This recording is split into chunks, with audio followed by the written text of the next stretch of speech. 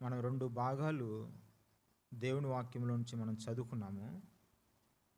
మొదటి భాగంలో మనము ప్రభు బల్ల కొరకైనటువంటి పరిశీలన చేసుకోవడానికి ఏ రీతిగా పాలు పొందాలి అనేటువంటి దాని విషయంలో దేవుని వాక్యం చదువుకున్నాం.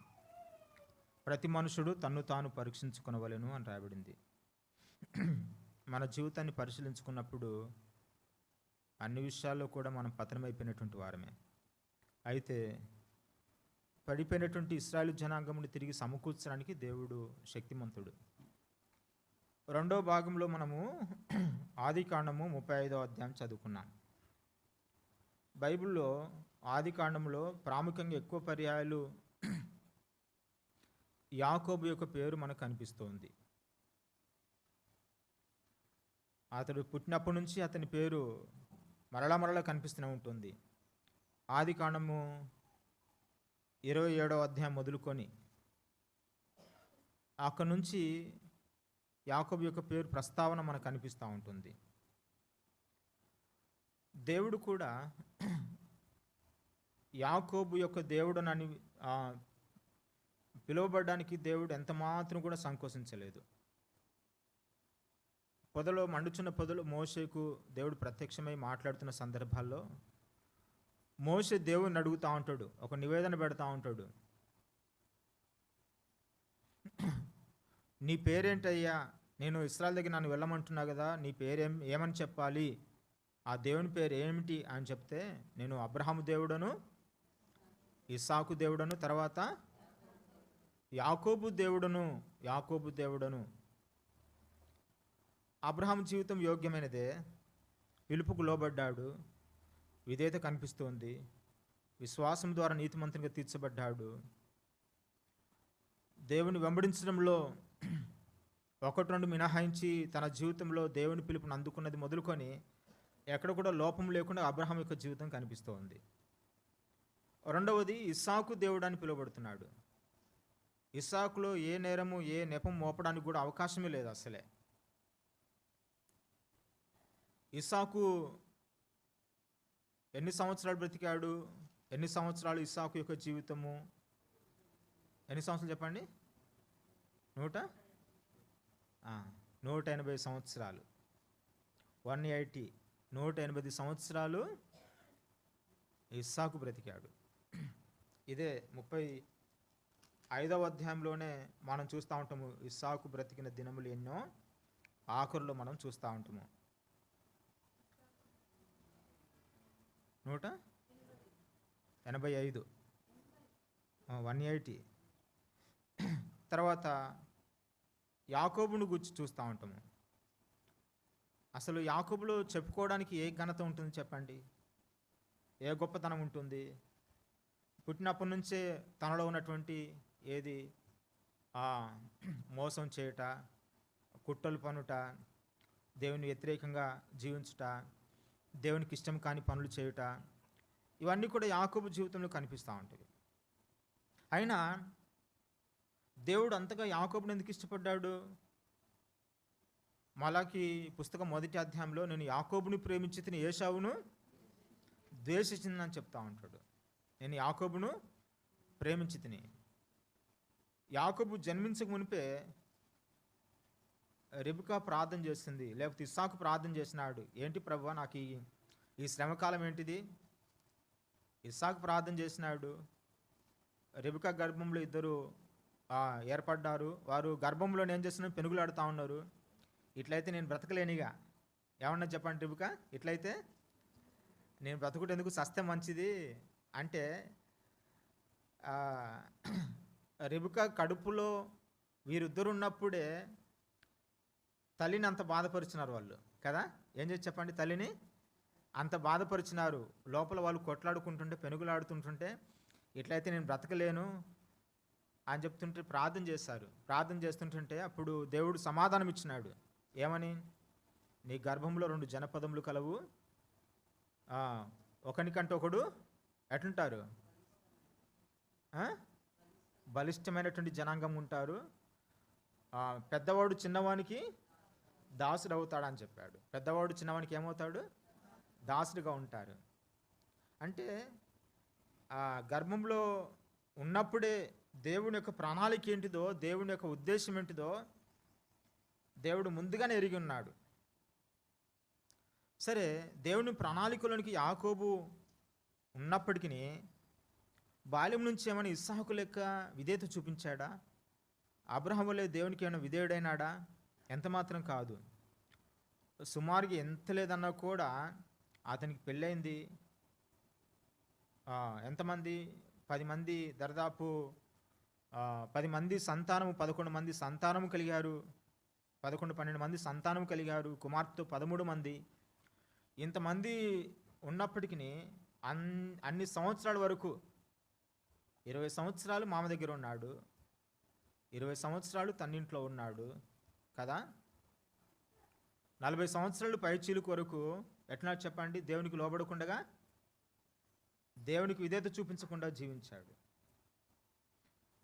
మోసం చేసిన తర్వాత, అబద్ధమాడి ఆశీర్వాదం పొందిన తర్వాత, ఎక్కడ ఏశావు నన్ను చంపుతాడో అన్నటువంటి భయము చేత, ఎందుకోసం అంటే ఏశావు అన్న మీద, తమ్ముడి మీద, యాకోబు మీద ఏం చేసింది చెప్పండి, పగబెట్టాడు.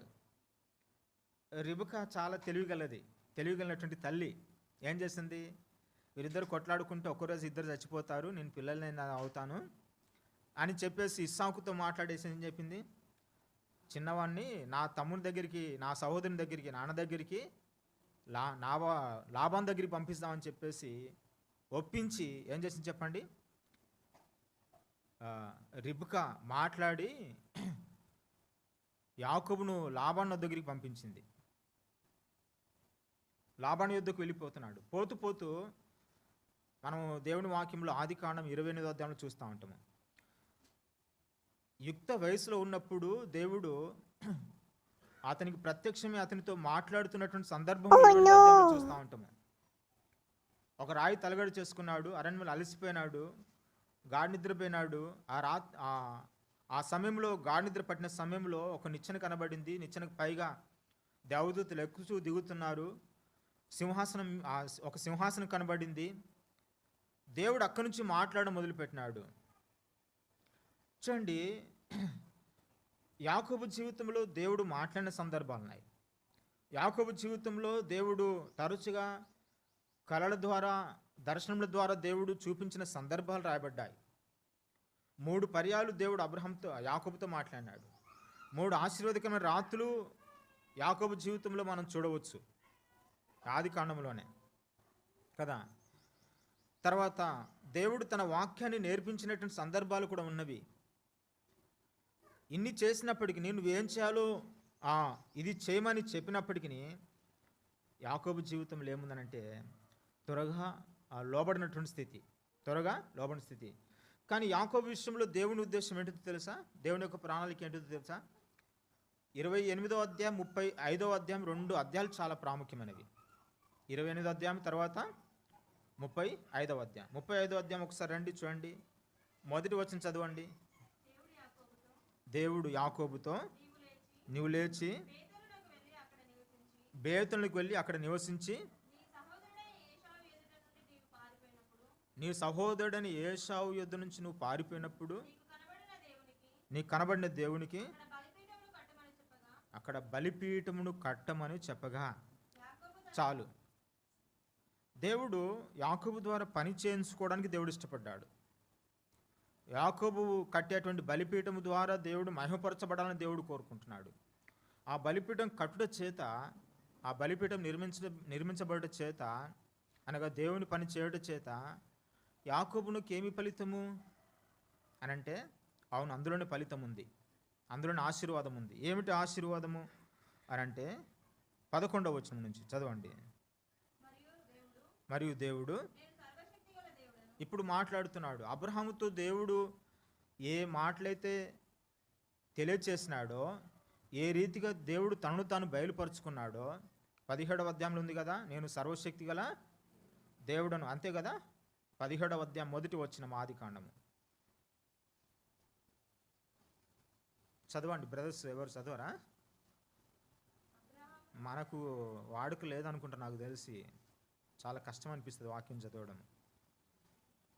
ఆదికాండము 17వ అధ్యాయం మొదటి వచనము.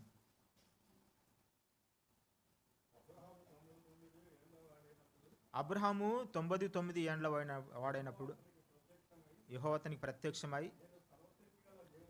నేను సర్వశక్తిగల దేవుడను, నా సన్నిధిలో నడుచుచు నీవు నిందారహితుడవై ఉండవలెను. చాలు. దేవుడు బహు స్పష్టంగా మాట్లాడుతూ ఉన్నాడు. నేను సర్వశక్తి కలిగినటువంటి దేవుడను అంటే దాని అర్థం ఏంటంటే, నువ్వు నా బలాన్ని తక్కువ అంచనా వేయొద్దు, నా శక్తిని నువ్వు తక్కువగా అంచనా వేయకూడదు. అనేకసార్లు అనుమానిస్తున్నావు, సందేహపడుతున్నావు, వాగ్దానం నెరవేర్చబడుతుందా అని సందేహపడుతున్నావు. వాగ్దానం ఎప్పుడు నెరవేర్చబడుతుంది, ఈ మాట ఎప్పుడు నెరవేర్చబడుతుంది, దేవుడు నన్ను పట్టించుకుంటున్నాడా, దేవుని ఎరుకలో నేను ఉన్నానా, నా ప్రార్థన దేవుడు ఆలకిస్తున్నాడా, నా అర్పణలు దేవుడు ఆలకిస్తున్నాడా, నా సమర్పణ దేవునికి తెలుసా, నా ప్రతిష్ఠిత దేవునికి తెలుసా, నేను వదిలిపెట్టి వచ్చాను, నేను అన్నీ చేసినాను. అయినా కూడా ఎన్నోసార్లు నిరాశ, కృంగుదల బహుశా ఆవరించిన ఎవరిలో? అబ్రహాములో. ఎందుకు సర్వశక్తి గల దేవుడునని దేవుడు తను ప్రత్యక్షపరుచుకున్నాడు అని అంటే, అబ్రహాములో ఆ కొరత ఉంది, నిరాశ ఉంది, కృంగుదల ఉంది. నేను ఓడిపోతున్నాను అన్నటువంటి నిరాశలోనికి వెళ్ళిపోయినాడు. నిరాశ అనేటువంటిది, కృంగుదల అనేది మనిషి విశ్వాసంలో ఎదగనీయదు. ఏం చేయదు చెప్పండి? విశ్వాసంలో ఎదగనీయదు, సందేహాన్ని తీసుకొస్తుంది. దేవుని ఉనికిని గూర్చి, దేవుని గూర్చినటువంటి దేవుని కార్యములు గూర్చి, దేవుని యొక్క ప్రభావాన్ని గూర్చి అనేక అనుమానాలు తీసుకొస్తూ ఉంటుంది. ఆలస్యము జరుగుతున్న కొలది, లేకుంటే ఇవన్నీ జరుగుతున్న కొద్దీ నా ప్రతిష్ఠిత, నా సమర్పణ, నేను ఇంత చేశాను, నేను ఇంత విశ్వాసాన్ని కలిగి ఉన్నాను, అయినా కూడా ఏం జరగట్లేదు అనేటువంటి సందేహము, అవిశ్వాసము ఏం చేస్తుందంటే ఇంకా ఊబిలోకి తీసుకెళ్తూ ఉంటుంది. దీని చేత చాలామంది విశ్వాసులు పడిపోయారు. అనేక మంది రాకుండా మానుకున్నారు. ఇది సాతానుడు ఒక నైరాశ్యతను మన జీవితంలో ప్రవేశపెడతా ఉంటాడు. సాతానుడు మనల్ని కృంగజేయడానికి, మనల్ని వెనుకకు లాగివేయడానికి, మనల్ని పడద్రోయడానికి తాను వాడేటువంటి సాధనం ఏమిటంటే సందేహము, అనుమానము. వీటి ద్వారా ఏం చేస్తాడంటే సాతానుడు వాక్యాన్ని అనుమానించేటట్టుగా, దేవుని శక్తిని అనుమానించేటట్లుగా, దేవుని కార్యాలు జరగకపోవడానికి అవిశ్వాసం వెళ్ళినట్లుగా సాతానుడు చేస్తూ ఉంటాడు. బహుశా అనేక పర్యాలు మన జీవితంలో కూడా ఈ పరిస్థితికి మనం వెళ్ళిపోయామేమో, ఉన్నామేమో. అందుకనే ఇది గ్రహించినటువంటి దేవుడు అబ్రహాముతో ఏమన్నాడంటే, నేను సర్వశక్తి గల దేవుడను. 2 పర్యాలు దేవుడు ఈ మాటతో అబ్రహాముతో మాట్లాడుతూ ఆ తర్వాత 18వ అధ్యాయంలో అక్కడ కూడా యెహోవాకు అసాధ్యమైనది ఏదైనా కలదా అంటాడు. యెహోవాకు అసాధ్యమైనది, ఆయనకు అసాధ్యమైనది ఏదైనా ఉన్నదా? దేవుడికి సాధ్యం కానటువంటి పని ఏమైనా ఉందా? దేవునికి అసాధ్యమైనవి ఏమైనా ఉన్నవా? మనము మానవ మెతస్తో ఆలోచిస్తూ ఉంటాము. దేవుడు పరలోకపు యొక్క నైజాన్ని బట్టి, పరలోక ఉద్దేశాన్ని బట్టి కార్యం చేస్తూ ఉంటాడు. మనం అడిగింది దేవుడు ఇవ్వకపోయినందుకు, మనం అనుకున్నది, యోచించినది కార్యం జరగకపోయినందుకు దేవుని మీద అలగడం అనేది అది మన అల్పమైనటువంటి తనము, అది మన బలహీనత, అది మానవ జ్ఞానము, వెరితనము, బుద్ధిహీనత, గ్రహించకపోవుట, దేవునికి లోబడకపోవుట, ఇవన్నీ జరుగుతూ ఉంటుంది. ఇప్పుడు యాకోబుతో కూడా దేవుడు అదే మాట మాట్లాడుతూ ఉన్నాడు. 35వ అధ్యాయం 11వ వచనంలో ఏమంటున్నాడు అనంటే, మరియు దేవుడు నేను సర్వశక్తి గల దేవుడును, నిన్ను అభివృద్ధి చెందించడానికి నేను సర్వశక్తి గల దేవుడను. అంటే అబ్రహాంకే కానీ, ఇస్సాకుకే కానీ, యాకోబునికే కానీ ఎన్ని ఆశీర్వాదాలు ఉంచాడో అవే ఆశీర్వాదాలు, అవే దీవెనలు, అదే అభివృద్ధి చెందుట మనకు కూడా దేవుడు ఉంచి పెట్టాడు. చండి, నువ్వు లేచి బేతెలుకి వెళ్ళుము అని చెప్పినప్పుడు, నీ కనబడిన దేవునికి అక్కడ బలిపీఠం కట్టుము అని చెప్పినప్పుడు, దేవునికి విధేయత చూపిస్తే బలిపీఠం కడితే ఏమేమి ఆశీర్వాదాలు ఉన్నాయో 11వ వచనం నుంచి మనం చదవండి. ఇప్పుడు 11వ వచనం నుంచి, మరియు దేవుడు నేను సర్వశక్తి గల దేవుడను, నువ్వు ఫలించి అభివృద్ధి పొందుము, జనమును గమనించండి, ఇక్కడ ఒక మాట గమనించండి, జనముల సమూహమును నీ వలన కలుగును. జనము అనేటువంటి ఏకవచనం చూపించబడుతుంది. జనములు అనేటువంటిది ఏంటి చెప్పండి, బహువచనం చెప్పబడుతుంది. జనము అనేటువంటి మాట మన ప్రభువైన యేసుక్రీస్తు వారికి ముంగుర్తుగా కనిపిస్తూ ఉంది. జనము ఆయన స్త్రీ సంతానము. ఎవరు చెప్పండి? ఆది కాండం చెప్తుంది స్త్రీ సంతానముగా చెప్పబడుతుంది. ఆయన అబ్రహాం సంతానముగా, ఇస్సాకు సంతానముగా, యాకోబు జనముగా ఎవరు? ప్రభువైన యేసుక్రీస్తు వారు చెప్పబడుతుంది. అంటే దేవుడు ఎంత ప్రణాళిక కలిగి ఉన్నాడంటే, నువ్వు అక్కడ బలిపీఠం కట్టు, లేకుంటే నేను చెప్పిన పని చెయ్యి, ఇదిగో జనమును నువ్వు ఫలించి అభివృద్ధి పొందుతావు, జనమును అనగా ప్రభువైన క్రీస్తు నీ ద్వారా వస్తాడు, జనముల సమూహములు. ఎవరంట? జనముల సమూహములు. తర్వాత ఇంకా చదవండి. ఎవరు వస్తారంటే ఇంకా రాజులు నీ గర్భవాసం వస్తారు. రాజులు కూడా వస్తారు. మనకు దేవుని వాక్యంలో ఏశావు సంతానంలో నుంచి కొందరు రాజులు వచ్చారు, కానీ ఆ సంఖ్య పరిమితం చేయబడింది. ఎవరు? ఏశావు నుంచి వచ్చినటువంటి పరిపాలకులు, రాజులు. ఇది ఆది కాండంలో చదవచ్చు. కానీ యాకోబు యొక్క వంశం నుంచి వచ్చినటువంటి రాజులకు సంఖ్య లేదు. ఎవరికి లేదు చెప్పండి? యాకోబు గర్భం నుంచి వచ్చినటువంటి రాజులకు సంఖ్య లేదు. రాజులు నీ గర్భవాసమున పుట్టెదరు. తర్వాత చదవండి. ఇంకా నేను అబ్రహామునకును ఇస్సాకునకు అబ్రహామునకును ఇస్సాకునకును ఇచ్చిన దేశమును నీకు ఇచ్చేదను, నీ తర్వాత నీ సంతానమునకు ఈ దేశమును ఇచ్చేదను అని అతనితో. ఎన్ని ఆశీర్వాదాలు చూడండి! ఎడంతల దీవెనలతో దేవుడు ఇతనితో మాట్లాడటం మనం చూస్తూ ఉన్నాం కదా. నీ ద్వారా క్రీస్తు వస్తాడు, నీ ద్వారా జనం వస్తూ ఉంటుంది, జనముల సమూహములు నీ ద్వారా వస్తూ ఉంటారు. తర్వాత అబ్రహాం ఇస్సాకు ఇచ్చినటువంటి దేశము, ఆ దేశం నీకు ఇస్తాను, తర్వాత నీ సంతానమునకును ఈ దేశమును నేను నీకు ఇస్తాను. ఆ మాట చెప్పబడుతున్నప్పుడు మరొక మాట ఏం జ్ఞాపకం చేయబడిందంటే, అబ్రహాము ఇస్సాకు యొక్క పేరు యాకోబు యొక్క పేరు కూడా చేర్చబడుతుంది అనే మాట మనం జ్ఞాపకం చేసుకోవచ్చు. పరిమితం లేని రాజులు, సంఖ్యకు విస్తారమైనటువంటి జనములే కాదు, రాజులు కూడా వస్తారని చెప్పబడుతుంది. నీ వాగ్దానాలు దేవుడు ముందుగా సిద్ధపరిచి పెడితే, దేవుడు మాట్లాడినటువంటి, దేవుడు దర్శించినప్పుడు యాకోబు ఏం చేసింది తెలుసా? వెనుకబాటుతనం చేసినాడు. ఈ దినాల్లో ఉన్నటువంటి క్రైస్తవుల జీవితాల్లో జ్ఞాపకం చేసుకోవాల్సిన విషయం ఏమిటంటే, ఆది కాండం 28వ అధ్యాయంలో మాట్లాడినటువంటి దేవుడు అప్పుడే లోబడి ఉంటే, అప్పుడే విధేయత చూపిస్తే ఎంత బాగుండేది. కానీ ఎన్ని సంవత్సరాలు సందేహించాడు, ఆలస్యం చేసి మర్చిపోయాడు అని అంటే, సుమారుగా అనేక సంవత్సరాలు, 20 సంవత్సరాలకు పైబడి. సరే, మళ్ళీ అక్కడ లాభం దగ్గర ఉన్నప్పుడు 4 విషయాలు దేవుడు జ్ఞాపకం చేస్తూ ఉంటాడు. 4 విషయాలు జ్ఞాపకం చేస్తూ ఉంటాడు. నీకు కనబడ్డాను, నీకు వాగ్దానం చేస్తాను, తర్వాత ఇదిగో తర్వాత ఆ బేతేలు దేవుడు నేనే, నువ్వు లేచి వెళ్ళు అని. ఈ విషయాలన్నీ ఎక్కడ? 31వ అధ్యాయము 32వ అధ్యాయంలో దేవుడు జ్ఞాపకం చేస్తే యాకోబు బయలుదేరాడు. కానీ ఎక్కడికి వచ్చినాడు? షేకెము అనేటువంటి స్థలానికి వచ్చినాడు. ఏశావు నివసించినటువంటి ప్రాంతం అది 34వ అధ్యాయంలో కనిపిస్తుంది. ఏశావు నివసించినటువంటి ప్రాంతం. ఏశావును పంపించి వేశాడు. ఏశావు కోరుకున్నటువంటి స్థలం కోరుకుంటున్నాడు. ఏశావు నివసించిన స్థలంలో ఏశావు అక్కడి నుంచి వెళ్ళిపోతే ఏశావు ఉన్న దగ్గర నిలబడుతూ ఉన్నాడు. 10 సంవత్సరాలు. ఇంకా ఎన్ని సంవత్సరాలు చెప్పండి? 10 years, 10 సంవత్సరాలు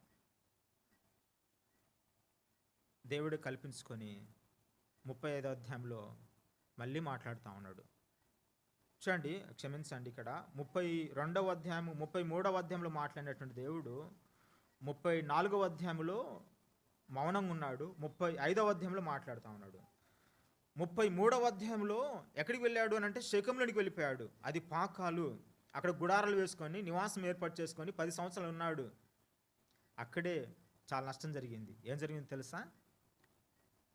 యాకోబు కుమార్తె దీన చెడిపోయింది. యాకోబు కుమార్తె ఏమని చెప్పండి? దీన 34వ అధ్యాయం చెడిపోయింది.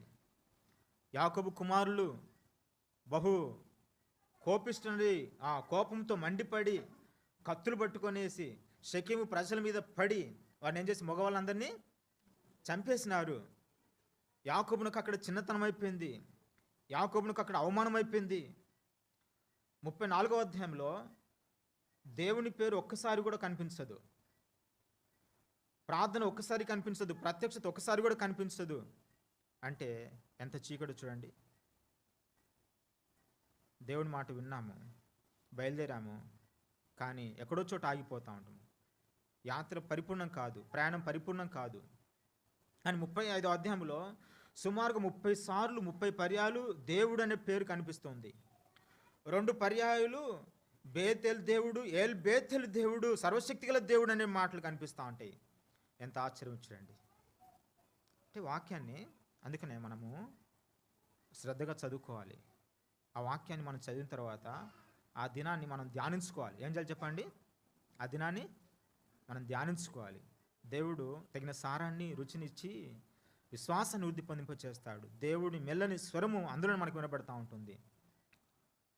ఇప్పుడు రండి, ఈ దినాల్లో ఉన్నటువంటి క్రైస్తవులు యాకోబు కంటే ఇంకా ఎట్లున్నారు చెప్పండి? 2 అంతలు ఎక్కువ అయిపోయినారు. యాకోబు కంటే 2 అంతలు ఎక్కువైపోయినారు. అబ్రహాం విధేయత, ఇస్సాకులో కూడా ఏముంది చెప్పండి? విధేయత కనిపిస్తుంది. యాకోబులో అవిధేయత. యాకోబులో ఏముంది చెప్పండి? అవిధేయత. 5 ఆ అక్షరాల మీద ఉన్నటువంటి పదములు మనం ఈ దినాల్లో ఉన్నటువంటి క్రైస్తవుల విషయంలో మనం జ్ఞాపకం చేసుకుందాం. మొదటి విషయము ఏమిటంటే అవిధేయత. ఏం చెప్పండి? మొదటి విషయము యాకోబులో ఏముందంటే అవిధేయత ఉంది. దేవుని వాక్యం చెప్తుంది, విధేయులై ఉండండి చెప్పబడుతుంది. లోబడి ఉండండి, విధేయత చూపించండి. కానీ మన జీవితంలో నిండా ఏముంది చెప్పండి? అవిధేయత. అంటే అంత త్వరగా దేవుడు ఒక మాట చెప్పగానే అంగీకరించము, లోబడిపోము, విధేయత చూపించము. దాన్ని ఏమంటారంటే మొండితనం అంటారు. బాల్యం నుంచి అది నీకు వాడుకే కదా ఆ మొండితనం వహించుట. దేవుడు అబ్రహాంతో మాట్లాడినప్పుడు నీ కుమారుని తీసుకొని ఇస్మాయిల్ తీసుకొని సున్నతి చేయించమన్నప్పుడు ఆది కాండంలో చదువుతూ ఉంటాము 17వ అధ్యాయంలోనే, ఆ దినమందే అబ్రహామును అతని కుమారుడైనటువంటి ఇస్మాయిలు ఒకే దినమంది ఏం చేశారంట? సున్నతి పొందిరి. ఇలాంటి చదవండి, ఆది కాండము 17వ అధ్యాయము 23వ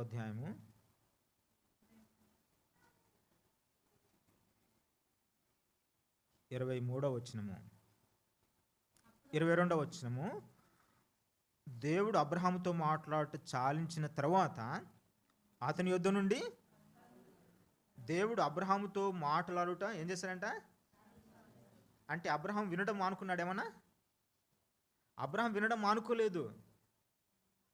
దాదాపు ఒక్క అర్ధపూట అయిపోయింది, ఒక దినం గడిచింది దేవుడు అబ్రహాంతో మాట్లాడుతున్న సందర్భము. ఒక్క దినం గడిచినప్పటికీ అబ్రహాం వింటూనే ఉన్నాడు. కానీ మనమైతే ఒక రోజంతా దేవుడు మాట్లాడుతుంటుంటే చాలు ప్రభా, నాకు బోలెడంత పని ఉంది, డ్యూటీ ఉంది, ఇంకా విస్తారమైన పని ఉన్నాయి ప్రభా, ఈ పూటకు చాలు ప్రభా అని అంటూ ఉంటాం. అబ్రహాంతో దేవుడు మాట్లాడుతూ ఇంకా చాలా అబ్రహాము, నాకు బోలెడు పని ఉంది, నేను అన్నీ చూసుకోవాలని చెప్పేసి దేవుడు వెళ్ళిపోయినాడు పరమునకు. అంతే కదా? క్షమించండి, దేవుడు పరమునకు కరుణక దేవుడు పరమునకు వెళ్ళిపోయాడు మాట్లాడుతూ దేవుడు చాలించి. కానీ అబ్రహాం ఏం చేసినాడు? ఇప్పుడు చదవండి తర్వాత వచ్చిన. అప్పుడు అబ్రహాము తన కుమారుడైన ఇస్మాయిల్ను, తన ఇంట పుట్టిన వారిని అందరినీ, తన వెండితో కొనబడిన వారిని అందరినీ, ఇంటి మనుషులు ప్రతి వారిని పట్టుకొని దేవుడు తనతో చెప్పిన ప్రకారము ఆ దినమందే గమనించండి. ఏ రోజు అంట? ఒక రోజు గడిచిందా? ఒక వారం సమయం తీసుకున్నాడా కదా? ఒక నెల సమయం తీసుకున్నారా? ఒక సంవత్సరం సమయం తీసుకున్నారా? లేదు, ఆ దినమందే. అవిధేయుడు కాడు. 22వ అధ్యాయము, అబ్రహామా నువ్వు ప్రేమించి ఇస్సాకుని తీసుకువెళ్ళి బలి అర్పించు అనంటే ఆ రాత్రి సిద్ధపరిచాడు. ఉదయాన్నే లేచి గంత కట్టి తన కుమారుని తీసుకుని వెళ్ళిపోయాడు. ఆది కాండం 18వ అధ్యాయంలో నువ్వు లేచి నేను చూపించే దేశానికి వెళ్ళుము అంటే తక్షణమే లేచి ఏం చేసి చెప్పండి? అందుకని అబ్రహాంలో విధేయత ఉంది. ఎన్నిసార్లు అవిధేయత చూపిస్తావు? ఇంకా ఈ దినాల్లో అలవరుచుకున్నటువంటి హృదయం ఎటువంటిదనంటే దేవునికి అవిధేయత చూపించడం. దేనికి చెప్పండి? నేను నిత్యం నీతో పోరాడువాడను కాను. యోబు గ్రంథంలో దేవుడు ఒక్క మారు పలుకును, 2 మారులు పలుకును. ఆదికాండం 6వ అధ్యాయంలో ఆత్మ నరులతో ఎల్లప్పుడూ వాదించదు. వారు తమ అక్రమ విషయంలో నరమాతురులై శరీరానుసారులై ఉన్నారంట రాయబడింది. కాబట్టి గమనించండి, దేవుడు పలికిన తర్వాత మనం అవిధేయత చూపిస్తే ఏం చేస్తాడో తెలుసా? దేవుడు తన పనిని తన ఆత్మ ద్వారా చేసుకుంటూ ఉంటాడు. కాబట్టి అవిధేయులు కాక విధేయులై ఉండండి, లోబడండి. దేవుడు మాట్లాడుతున్న తక్షణం దానికి విధేయత చూపించండి. ఒకరు నీ రక్షణ విషయంలో కావచ్చు, నీ బాప్తిస విషయంలో కావచ్చు, నీ పిలుపు విషయంలో కావచ్చు, నడిపింపు విషయంలో కావచ్చు, చదువు విషయంలో కావచ్చు, మరి ఇంకేదైనాను దేవుడు మాట్లాడుతున్నప్పుడు, ఆత్మ సంబంధం విషయం పంచుకుంటున్నప్పుడు తక్షణ విధేయత అనేది అవసరము. తక్షణమే లోబట అనేది అవసరము. ఎంత మాత్రం కూడా అవిధేయులం కాకూడదు. ఇశ్రాయేలు ప్రజలు ఎందుకు కనాన్లో ప్రవేశించలేకపోయినారు? వారి అవిశ్వాసం చేత, వారి అవిధేయత చేత. ఎందుకు చెప్పండి? వారి అవిశ్వాసము, వారి అవిధేయత. ఎబ్రీ పత్రిక 3వ అధ్యాయము దీని గురించి చక్కగా చెబుతూ ఉంటుంది, చక్కగా బోధించబడుతుంది. మొదటి భాగంలో ఏమో ప్రభువు యేసుక్రీస్తు వారు ఎటువంటి వాడో చెప్పబడింది, యేసుప్రభు వారు ఎటువంటి వాడో చెప్పబడింది కదా. మోషే ఇల్లంతట్లో నమ్మకం ఉన్నట్టుగా ఈయన కూడా తను నియమించిన వాడికి నమ్మకంగా ఉండనని చెప్తూ, ఆ తర్వాత వ్రాయబడింది ఏంటంటే వారు అవిధేయులైనటువంటి ప్రజలు. ఎటువంటి వారు చెప్పండి? అవిధేయులైనటువంటి ప్రజలు. అందుకనే వారు ఏం కాలేదు చెప్పండి? కనాన్లో వారు ప్రవేశించలేకపోయినారు. కారణం ఏంటిది? వారు తమ అవిధేయత చేత. రెండవది, ఈ దినాల్లో ఉన్నటువంటి విశ్వాసులైనటువంటి దేవుని పిల్లలము, క్రైస్తవులము, రెండవ మాట ఏంటంటే ఆలస్యము. రెండేంటి చెప్పండి? ఒకటి అవిధేయత, రెండవది ఆలస్యము. వింటాము, చేస్తాము, అన్ని చేసినట్టుగానే ఉంటాము, కానీ సమయానికి చేయము. ఏం చేయం చెప్పండి? సమయానికి చేయము. అన్నీ ఆలస్యాలే. తక్షణమే దేవుడు చేయమంటాడు, మనం ఏమేం చేసి చెప్పండి? ఆలస్యం చేస్తూ ఉంటాము. ఆలస్యంగా మందినికి వస్తూ ఉంటారు, ఆలస్యంగా వాక్యం చదువుకోవడం, ఆలస్యంగా ప్రార్థన చేసుకోవడము, అన్నీ ఆలస్యాలే. ఒక అడుగు వేస్తూ ఉంటారు, 10 అడుగులు వేస్తూ ఉంటారు, ఇంకా వెనుకకు దిగజారిపోతూ ఉంటారు, వెనుకకు మరలిపోతూ ఉంటారు. కొంతవరకు సాగి వస్తూ ఉంటారు, కొంతవరకు ప్రయాణం చేసుకుంటూ వస్తూ ఉంటారు. ఆ తర్వాత ఏం చేసి చెప్పండి? మళ్ళీ ఆగిపోతూ ఉంటారు. అబ్రహాము ఏం చేశాడంటే తన తండ్రితో పాటు ఎక్కడి వరకు వచ్చాడు అని అంటే కొంత దూరం ప్రయాణం చేసినాడు. హారాన్ వరకు ప్రయాణం చేసి అక్కడ ఆగిపోయినాడు, అక్కడ నిలిచిపోయాడు. 12వ అధ్యాయంలో ప్రయాణం చేసినాడు, మళ్ళీ ఐగుప్తుకు వెళ్ళిపోయాడు. ఏమిటి? ఆలస్యము. యాకోబు జీవితంలో కూడా ఆలస్యమే కదా. ఏమిటి ఆలస్యము అనంటే 28వ అధ్యాయంలో దేవుడు మాట్లాడినాడు, మళ్ళీ 31వ అధ్యాయం వరకు కూడా దేవుని పేరు ఎత్తకుండగా ఏం చేసి చెప్పండి? యాకోబు జీవితం గడిపాడు కదా. అన్ని ఆలస్యాలే కదా, అన్ని ఆలస్యములే. దేవుని విషయంలో, దేవుని కొరకైనటువంటి ఆశ విషయంలో ఎందుకు ఆలస్యము? ఎందుకు ఆలస్యంగా చేయుట? కాబట్టి గమనించండి, దేవుని వాక్యంలో మనం చూస్తున్నాము ఈ దినాల్లో ఉన్నటువంటి క్రైస్తవులు, దేవుని పిల్లలు ఎటువంటి వారంటే ఆలస్యపు క్రైస్తవులు. ఎటువంటి వారు చెప్పండి? ఆలస్యంగా చేసేటువంటి వారు. ఆరాధన కూడా అంతే, ప్రార్థన కూడా అంతే, దేవుని సన్నిధికి వచ్చే విషయంలో కూడా అంతే. రక్షణ విషయంలో ఆలస్యమే, బాప్తీసు విషయంలో ఆలస్యమే. ప్రభుకి ఏదైనా పని చేయనంటే కూడా అది కూడా ఏం చెప్పండి? అది కూడా ఆలస్యమే. ఆలస్యము అనేకమైనటువంటి నష్టాలకు దారితీస్తుంది. చూడండి, తినవలసినటువంటి ఒక పదార్థము దానికి నియమించబడిన సమయంలోపు తింటేనే అది పనిచేస్తుంది. లేకుంటే ఎక్స్పైరీ డేట్ అయిపోయిన తర్వాత, సమయం దాటిపోయిన తర్వాత అది విషయం అయిపోతుంది. అది భుజిస్తే ఫుడ్ పాయిజన్ అవుతుంది. ఏమైతే చెప్పండి? ఫుడ్ పాయిజన్ అవుతుంది. కాబట్టి ఒక సమయం అంటూ ఉంది, ఒక నిర్దిష్టమైనటువంటి సమయం అంటూ ఉంది, దేవునికి ఒక ప్రణాళిక అంటూ ఉంది. ఆ ప్రణాళికను నువ్వు ఎందుకు కాలు రాస్తావు? దేవుని యొక్క ప్రణాళికను ఎందుకు నువ్వు మార్చివేస్తూ ఉంటావు? ఒకరు చేయరు, నువ్వు చేయవు మరొకరును చేయకుండా అడ్డుపడతా ఉంటావే కదా. నేటి దినాల్లో ఉన్నటువంటి క్రైస్తవులు ఎటువంటి వారు అయిపోయినారంటే అన్ని సౌకర్యవంతమైనటువంటి వస్తువులు వచ్చిన తర్వాత, అనుకూలమైన తర్వాత ఆలస్యం చేస్తున్నారు. అనుకూలత లేదు కదా, అనుకూలం లేవు కదా అని అనుకుంటా ఉంటారు. ప్రార్థన సమయం ఉంది, సమయానికి మనం పాలు పొందాల్సిందే. ఆరాధన సమయం ఉంది, సమయానికి మనం పాలు పొందవలసిందే కదా. నాకు ఇష్టమైన సమయంలో నేను చేస్తాను, నాకు ఇష్టమైనట్టు నేను చేస్తాను అని అంటే అది చాలా నష్టాన్ని చేస్తుంది. ఏం చెప్పండి, చాలా నష్టాన్ని చేస్తుంది. మూడవది లక్ష్యం లేకపోతే అలక్ష్యము అనగా అశ్రద్ధ. ఏం చెప్పండి, అయిష్టత. అలక్ష్యం అని అంటే అర్థం ఏమిటంటే ఒక గురి లేకపోవట. దేవుడు యాకోబు విషయంలో, బేతేలు విషయంలో స్పష్టంగా చూపించినాడు. దేవుని ఇంటి విషయంలో స్పష్టంగా చూపించినాడు. వాగ్దాన విషయంలో దేవుడు స్పష్టంగా చూపించినాడు. కానీ దాని విషయంలో గురి లేదు. పౌలు అంటాడు, నేను గురిని కలిగి ఉన్నాను అంటాడు. నేను గురి యొద్దకే పరిగెత్తుచున్నాను. హెబ్రీ పత్రిక 12వ అధ్యాయంలో యేసు వైపు లక్ష్యముంచుడి అని రాయబడింది. ఎవరి వైపు చెప్పండి, యేసు వైపు లక్ష్యముంచుడి అని రాయబడింది. కాబట్టి దేవుని వాక్యంలో మనం చూస్తున్నాము, ఒక గురి లేకపోవట అలక్ష్యము. మనం దేవుని మందిరానికి బయలుదేరామా, మందిరం విషయంలో గురి కలిగి ఉండాలి. మన నిత్యత్వం యొక్క గురిని కలిగి ఉండాలి. ప్రభువైన యేసుక్రీస్తు అని చూస్తూ ఆ గురిని కలిగి ఉండాలి. గురి లేని బ్రతికెందుకు చెప్పండి, అలక్ష్యము. అంటే ఒక లక్ష్యము లేనటువంటి జీవితం ఎందుకు చెప్పండి. మనం ప్రభువుని సేవిస్తున్నాము, ప్రభు ఒక ఉన్నతమైన ఉద్దేశం ఏర్పరచుకున్నాడు, రక్షించుకున్నాడు, పిలుచుకున్నాడు, ఆయన సంఘంలో ఉంచాడు. ఒక లక్ష్యం అంటూ ఉండాలి. ఏముండాలి చెప్పండి, ఆ లక్ష్యం విషయంలో నువ్వు అలక్ష్యం చేయకూడదు. అంటే గురి లేని జీవితాన్ని జీవించకూడదు, గురి లేని బ్రతకూడదు.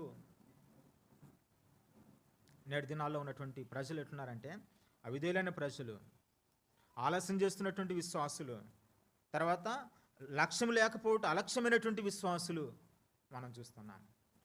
నాలుగవది అశ్రద్ధ కలిగినటువంటి ప్రజలు. ఎటువంటి వారు చెప్పండి, అశ్రద్ధ చేయకూడనుంది. యెహోవా కార్యం అశ్రద్ధ చేయవాడు శాపగ్రస్తుడు అని రాబడింది. దేవుని వాక్యంలో మనం చూస్తే చూడండి ఒకసారి, 2వ దినవృత్తాంతములు 29వ అధ్యాయం 11వ వచనము.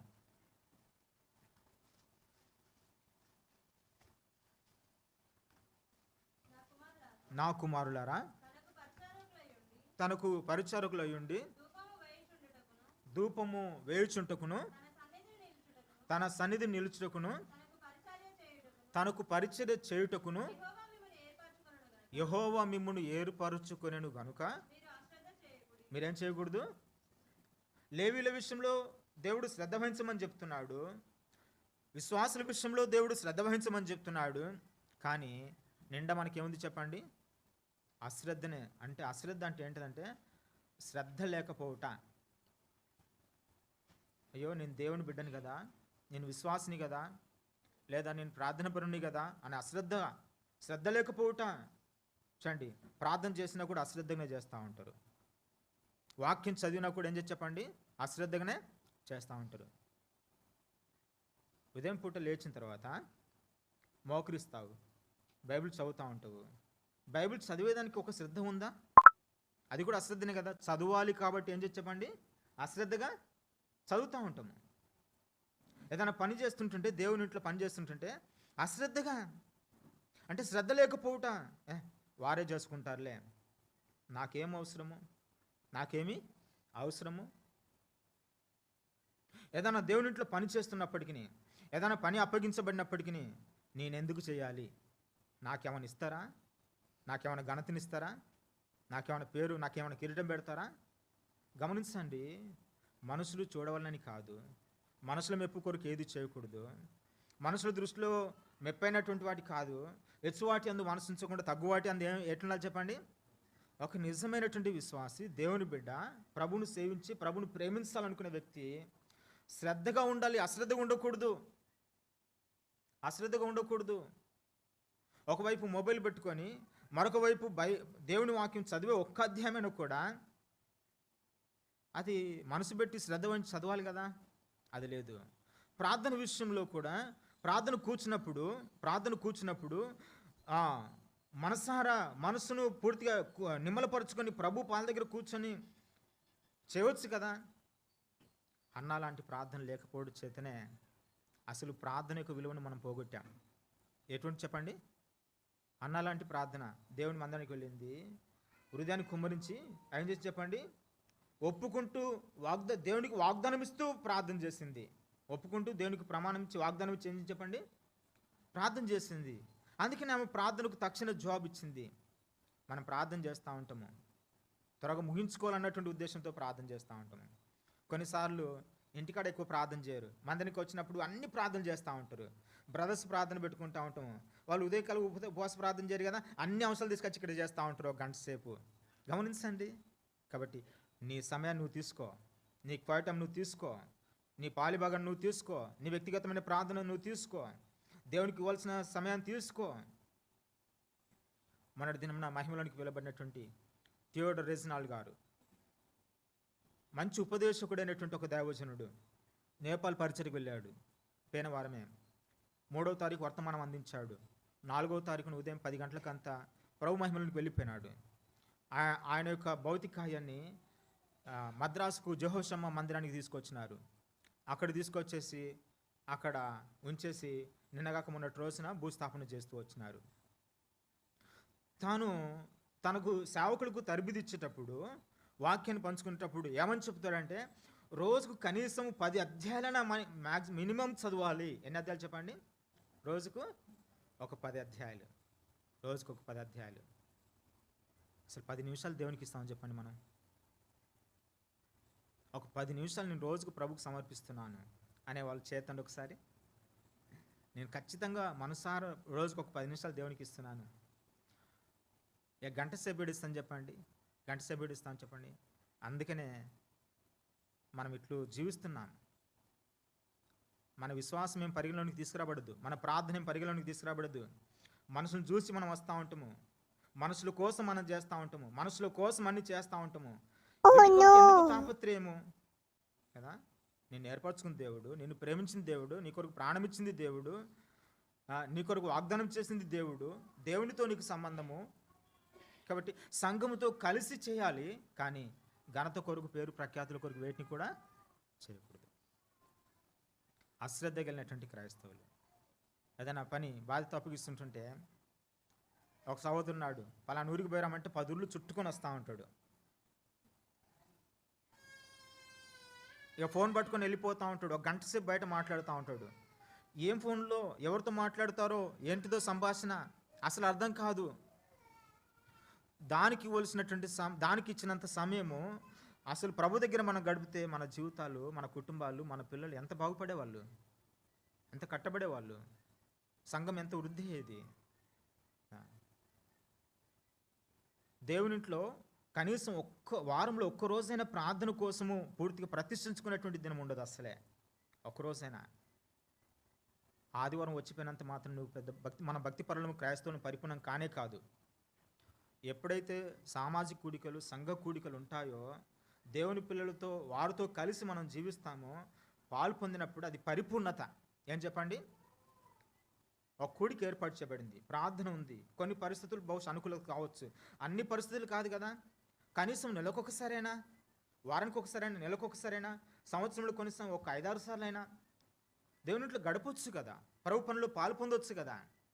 కానీ ఎందుకు వెళ్ళాలి అనేటువంటి అశ్రద్ధ కదా, అశ్రద్ధ కలిగినటువంటి క్రైస్తవులు. 5వ విషయం ఏమిటంటే, అనాలోచితమైనటువంటి నిర్ణయాలు తీసుకునేటువంటి క్రైస్తవులు. అనాలోచితమైనటువంటి, ఆలోచనపరమైనటువంటి కాదు, అనాలోచితమైనటువంటి నిర్ణయాలు. యాకోబు జీవితంలో కూడా అదే మనకు కనిపిస్తుంది. అనాలోచితమైన నిర్ణయాలు. దేవుడు చెప్పింది ఒకటి, తన నిర్ణయం ఒకటి. దేవుడు మాట్లాడింది ఒకటి, తన ప్రణాళిక ఒకటి.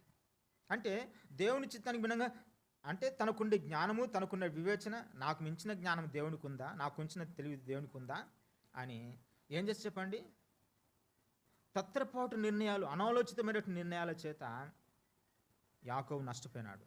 ఏమని చెప్పండి? 34వ అధ్యాయంలో ఎంత దెబ్బతిన్నాడు తెలుసా? తన కుమార్తె చెరపబడింది, తన కుమారులు హంతకులైపోయినారు. ఏమైపోయి చెప్పండి, హంతకులైపోయినారు. అక్కడ అవమానం ఏర్పడింది. భయంతో బ్రతకడం మొదలు పెట్టుకున్నాడు. ఎవరు? యాకోబు. నేను ఎట్లా తలెత్తుకొని బ్రతకాలి? ఎందుకో తెలుసా? ఎందుకు ఇతరుల దగ్గర అవమానం? ఎందుకు మనం తలెత్తుకోలేకపోతున్నాం? ఎందుకు మనము తలదించుకునే పరిస్థితి అని అంటే మన నిర్ణయాలే. ఏం చెప్పండి? నీ సొంత నిర్ణయాలు, నీ సొంత ప్రణాళిక, నీ సొంత ఏర్పాటు నువ్వు చేసుకుంటున్నావు. దేవుని యొక్క ఆలోచన నన్ను అడగక ఆలోచన చేస్తారు. రండి చూడండి ఒకసారి. యెషయా గ్రంథము 30వ అధ్యాయం. యెషయా గ్రంథము 30వ అధ్యాయము చదవండి. మొదటి వచనము, రెండవ వచనము. యెహోవాకు ఇదే లోబడని పిల్లలకు శ్రమ, పాపమునకు పాపము కూర్చుకున్నట్లుగా. నన్ను అడగరు, నన్ను అడగకనే ఆలోచన కదా. మొదటిది గమనించండి, ఏమంటున్నారంటే వీళ్ళు లోబడట్లేదు. ఏం చేయట్లేదు? లోబడట్లేదు. రెండవది ఏమంటున్నారు? నన్ను అడగకుండానే ఆలోచన చేస్తున్నారు. అన్న నేను ఇది చేయాలనుకుంటే ఏం చేయాలా? దేవుని దగ్గర సంప్రదించవచ్చు కదా, దేవుని అడగవచ్చు కదా, కానీ నన్ను అడగక ఆలోచన చేస్తారు. ఈరోజు దైవం అలసిన వాని గురించి మాటలు భగత్ సింగ్ గారు రాసినటువంటి మాట, దావీదుకు దేవుడు అనుగ్రహించినటువంటి రెండవ ప్రశస్తమైన రాయి, ఏట్లోని రాళ్ళు కాదు, ఆత్మీయమైనటువంటి రాయి ఏంటంటే దేవుని దగ్గర కనిపెట్టుకొని దేవుని యొక్క ఆలోచన తీసుకోవడము. దేవుని దగ్గర కనిపెట్టుకొని దేవుని యొక్క ఆలోచన అందుకోసమే దావీదు సఫలీకృతుడైపోయినాడు, విజయవంతమైనటువంటి జీవితాన్ని జీవించాడు, శత్రువును ఓడించగలిగాడు. కారణం ఏంటిది? అంతకుముందు అంత నష్టపోయాడు. ఇప్పుడు రెండవది ఏం చేశాడంటే దావీదు దేవుని యొక్క ఆలోచన తీసుకున్నాడు. మనుషుల సహాయం వ్యర్థము అని చెప్పాడు. మనుషుల సహాయము, నువ్వు మనుషులను ఆదరణ చేసుకుంటున్నావు. లోన్ వస్తుంది అనుకుంటా ఉంటాము, లేకుంటే పలాని సహోదరుడు చేస్తూ ఉంటాను, నా అత్త నాకు సాయం చేస్తాను, నా మామ నాకు సాయం చేస్తాను అనుకుంటా ఉంటాము, నా అన్న నాకు సాయం చేస్తాను, నా భార్య నాకు సాయం చేస్తాను అనుకుంటా ఉంటాము. ఇవన్నీ పనికిరాని ఆలోచనలు. ఇవన్నీ ఏంటి చెప్పండి? పనికిరాని ఆలోచనలు. ఎవరేమి నీకు చేయరు, పైగా అవమానం పొందుతావు, నింద తెచ్చుకుంటావు, భయంతో బ్రతకాల్సి వస్తుంది. నువ్వు కూలిపోయిన సంగతి నువ్వు ఎరుగుదువు. అందుకనే ఇక్కడ నన్ను అడగక ఆలోచన చేస్తారు. నన్ను అడుగురు. జ్ఞానం ఉంది కదా, తెలివి ఉంది కదా, వివేచన ఉంది కదా. ఇది నాలో మనం అనుకునేటువంటి క్రైస్తవులు అనేకసార్లు ఈ తలంపు నాలోనికి వస్తుంది, మనలో ప్రతి ఒక్కరిలో కూడా ఉంటుంది. ఏమిటో చెప్పండి? నువ్వు బంగారం కొనాలనుకున్నావు, దేవుని అడిగావా? భూమి కొనాలనుకున్నావు, దేవుని అడిగావా? దేవుని అడుగుకున్నావు, అది ఇంకొకరి పేరు మీద రిజిస్టర్ అవుతుంది. ఇల్లు కట్టాలనుకున్నావు, మొదలు పెట్టావు, అప్పులు అయిపోయినాయి, అదేమని చెప్పి మధ్యలో ఆగిపోయింది. ఇటు కాదు అటు కాదు. దేవుడు నన్ను ఇట్లా చేసిన అంటే అసలు దేవుని మొదట అడిగావా? వాగ్దానం తీసుకున్నావా? లేదు కదా. ప్రయాణమే వెళ్ళిపోతున్నావు, మధ్యలో ప్రమాదం జరుగుతుంది, దేవుని అడిగి వెళ్ళామా? ప్రభుని అడిగి చేసామా? లేదు కదా. నన్ను అడగక ఆలోచన చేస్తారు. ఏం చేసి చెప్పండి? నన్ను అడగక. రెండవది. మూడవది ఇందులోనే నా ఆత్మ నియమింపని సంధి. నా ఆత్మ నియమింపని సంధి నువ్వు చేసుకుంటావు. ఎటువంటిదంట? నా ఆత్మ నియమింపని అంటే దేవుని పరిశుద్ధాత్మకి సంబంధం ఏమీ లేదుగా. ఆయన మాట్లాడతాడు. యాకోబుతో మాట్లాడిన దేవుడు, అబ్రహాంతో మాట్లాడిన దేవుడు, ఇస్సాకుతో మాట్లాడిన దేవుడు, మోషతో మాట్లాడిన దేవుడు, దావీదుతో మాట్లాడిన దేవుడు. వారు ఒప్పుకున్నారు దేవుని ఆత్మ విషయంలో, ఆ నియమాన్ని ఒప్పుకున్నారు. కానీ మనమైతే నా ఆత్మ నియమింపని సంధి, నా ఆత్మ నియమింపని సంధిని. యెహోషాపాతు అహబుతో వియ్యముందాడు. ఆ తర్వాత ఎంత నష్టపోయాడు? ఎవరు వెళ్ళమన్నారు? అహబు కుమార్తెను ఇంటి కోడలికి తెచ్చుకున్నాడు. ఇల్లంతా భ్రష్టం అయిపోయింది. ఏమైనా చెప్పండి? కాబట్టి నువ్వు ఇంటికి అల్లుని తెచ్చుకుంటున్నావు, నువ్వు ఇంటికి కోడలు తెచ్చుకుంటున్నావు. దేవుని అడిగావా? నువ్వు దేవుని అడగకపోతే నీ ఇంటికి గయ్యాలి తప్ప మరొకటి రాదు. నీ ఇంటికి వచ్చేది సాతాను తప్ప మరొకటి రాదు. నీ ఇంటికి వచ్చే ఒకరు దేవుని అడగకపోతే నీ ఇంటికి వచ్చే అల్లుడు ఎటువంటి వాడంటే కట్న బిశాస్ తప్ప నీ ఉన్నదంతా లాక్కుని వెళ్తాడు తప్ప మరొకటి ఎంత మాత్రము కాదు. కాబట్టి గమనించండి, దేవుని ఆత్మ నియమింపని సంధి చేసుకుంటే పరిస్థితులు. తర్వాత 4వది 2వ వచనము, వారు నా నోటి మాట విచారణ చేయరు. నా నోటి మాట, ప్రభా మీరు సెలవీయండి ప్రభా, మీరు మాట్లాడండి అని దేవుని నోటి మాట విచారణ చేయాలి. అది చేయరు.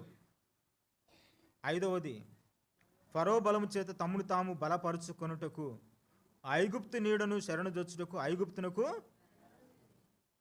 ఫరో వలన కలుగు బలము మీకేమైతే చెప్పండి, నీకు అవమానము. నీవు ఏ వ్యక్తి దగ్గరికి అయితే వెళ్ళావో, ఏ ప్రాంతానికైతే వెళ్ళావో, ఏ వ్యక్తితో అయితే సంధి చేసుకున్నావో అక్కడ నీకు అవమానం తప్ప మరొకటి కలగదు. ఇప్పుడు కాకపోవచ్చు, ఇప్పుడు బాగానే ఉంటుంది, తర్వాత భవిష్యత్తు ఇంత భయంకరంగా ఉంటుంది. కాబట్టి మనం చూస్తున్నది ఏంటంటే ఈ నేటి దినాల్లో ఉన్నటువంటి క్రైస్తవులు అనాలోచితమైనటువంటి నిర్ణయాలు తీసుకోవడము, అనాలోచితమైనటువంటి నిర్ణయాలు తీసుకొని నష్టపోవట యాకోబు అట్లా చేసినాడు. వీటిలో ఈ 5 విషయాలలో అనే అక్షరాల మీద 5 పదాలను మనం చూసాం కదా. అవిధేయత, ఆలస్యము, తర్వాత అయిష్టత, అలక్ష్యం లేకపోవట, అశ్రద్ధ, తర్వాత అనాలోచితమైనటువంటి నిర్ణయాలు. యాకోబులు ఇవి కనిపిస్తున్నాయి కదా. మనలో ఏమైనా ఉన్నాయా? మనం ఏమైనా చేస్తున్నామా? నేటి దినాల్లో ఉన్నటువంటి క్రైస్తవుల పరిస్థితి ఇదే. అందుకనే ప్రభువుని సంపూర్ణంగా ప్రేమించలేకపోతున్నారు. ఒకవేళ దేవుడి మాటకు లోబడినట్లయితే నువ్వు వెళ్ళు, బేతలకు వెళ్ళు, అక్కడ నువ్వు బలిపీఠం కట్టు, అక్కడ ఆ తైలం పోయి ఆ దేవుడు నేనే అంటున్నాడు. నీ గర్భవాసమున ఇదిగో ఈ స్వాస్థ్యము నీ భూమిని నీకు ఇస్తాను, నీ గర్భవాసమున జనం వస్తూ ఉంటుంది, జనముల సమూహములు నీ ద్వారా కలుగుతారు, రాజులు నీ ద్వారా వస్తారు. అబ్రహాము ఇస్సాకులకు ఇచ్చినటువంటి భూమి స్వాస్థ్యము నీ సంతానానికి నేను నీకు ఇస్తాను.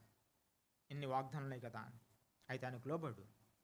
దేవుని మాట, దేవుని చిత్తానికి మనం సంపూర్ణ విధేయత చూపించాలి. ఆర్థిక ప్రభు మనకు సాయం చేయను గాక. మోకరించండి, ప్రార్థన చేసుకున్నాం.